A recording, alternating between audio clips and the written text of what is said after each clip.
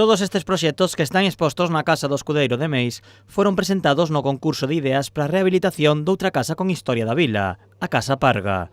En total foron 35 os deseños presentados, dos cales o gañador é a Canle.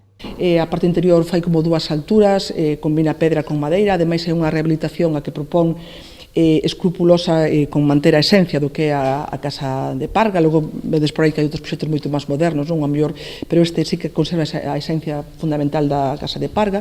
O proxecto non só mantén a estrutura e a esencia da Casa Parga, senón que o resto da finca manterá a mesma filosofía. E na parte exterior, bueno, pois como sabedes, agora non, pero no pasado na Casa de Parga había viñedos e, bueno, pois sí que ainda conserva unha parte desos viñedos, non, que para poñer en valor o que supuxo no pasado a Casa de Parga.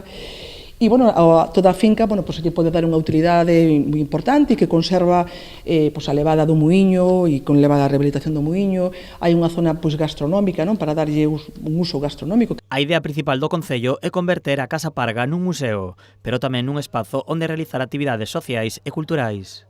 Nas bases iba como para un museo de agricultura. Meis é un dos poucos concellos aquí da contorna que non temos un museo, non temos un local habilitado para elo, pero é certo que as instalacións son moi grandes porque non só é a casa principal, senón que, como vedes, hai un galpón ou un antigo alprende, non, na parte posterior, temos un muiño, que tamén se lle pode dar un uso social, obviamente, non? Moitos nenos das escolas xa non viviron o que eran os muiños, e é certo que temos os muiños da ruta de Pere da Auga, pero isto aquí está máis trancado, por exemplo, do colexo, non? Que no futuro o que se trata é que dos nenos e non tan nenos, que disfruten tamén.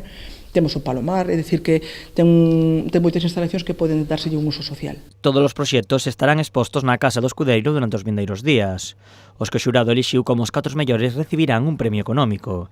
En canto á rehabilitación, agora o Concello deberá buscar a financiación para poder realizar o proxecto. O orzamento podería roldar os 2 millóns de euros.